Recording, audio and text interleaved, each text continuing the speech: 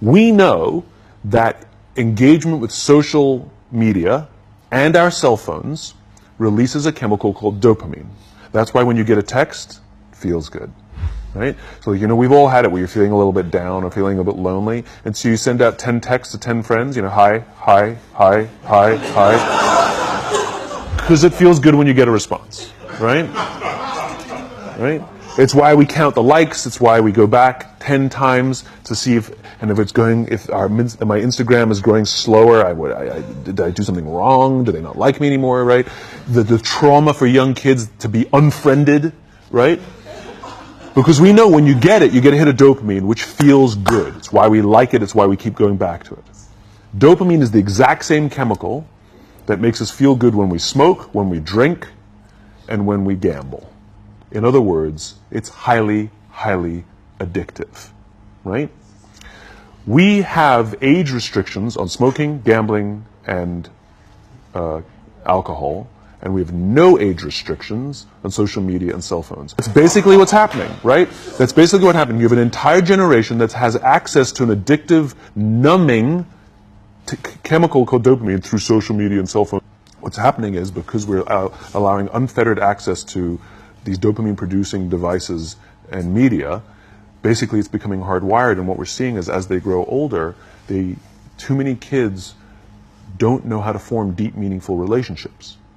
Their words, not mine. They will admit that many of their friendships are superficial.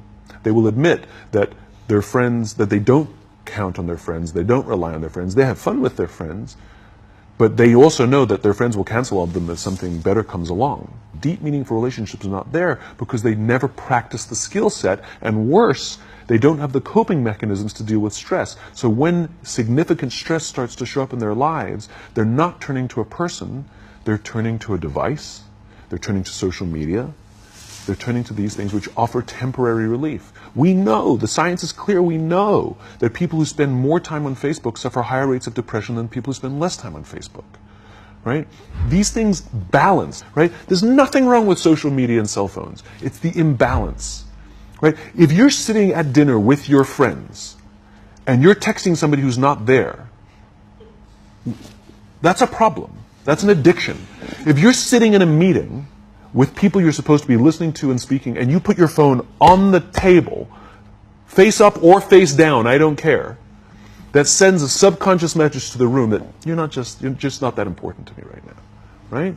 That's what happens. And the fact that you cannot put it away is because you are addicted.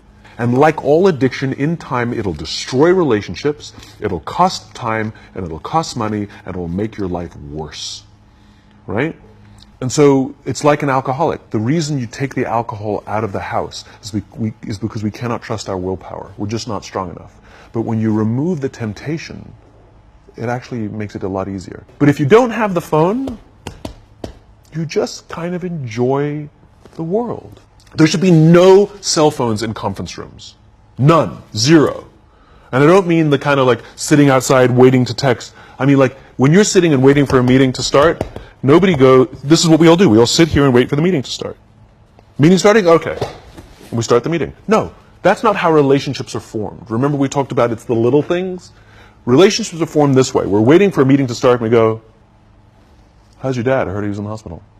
Oh, he's really good. Thanks for asking. He's actually at home now. Oh, I'm really glad. It was really amazing. I know, it was really scary for a while. That's how you form relationships. And so what this young generation needs to learn is patience. That some things that really, really matter, like love, or job fulfillment, joy, love of life, self-confidence, a skill set, any of these things, all of these things take time. Sometimes you can expedite pieces of it, but the overall journey is arduous and long and difficult. And if you don't ask for help and learn that skill set, you will fall off the mountain, or you will, the worst case scenario, and we're already seeing it, the worst case scenario is we're seeing an increase in suicide rates, we're seeing an increase in this generation, we're seeing an increase in accidental deaths due to drug overdoses, we're seeing more and more kids drop out of school or take leaves of absence due to depression, unheard of. This is really bad. The best case scenario, Those are all bad cases, right? The best case scenario is you'll have an entire population growing up and going through life and just never really finding joy.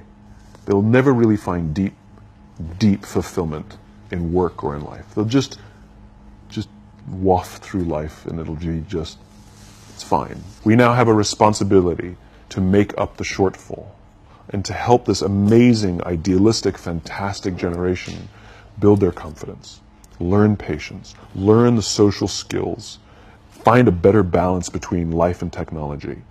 Because, quite frankly, it's the right thing to do.